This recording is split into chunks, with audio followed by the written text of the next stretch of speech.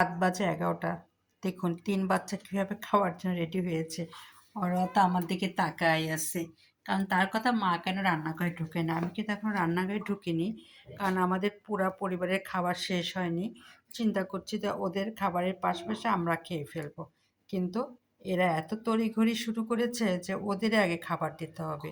Handsome দেখুন কিভাবে বসে আছে, এই দেখুন নাম ধরতেই তাকাচ্ছে। টাইসন তোর নাম ধরলে কাছে চলে আসে। দেখুন, তার মানে রাত বাজে 11টা, ওদের প্রচণ্ড ক্ষুধা লেগেছে। ওরা রান্নাঘরের দরজা থেকে একজনও সরছে না। এই দেখুন, তিনজনেই দেখুন, লুকটা দেখুন, তিনজনেই রান্নাঘরের দরজায় দেখুন। তারা এখন রাতের খাবার খাবে, এই জন্য তারা 10:30 বেজেছে আর অমনি রান্নাঘরের দরজায় যেয়ে তিনজনে বসে আছে। এই দেখুন।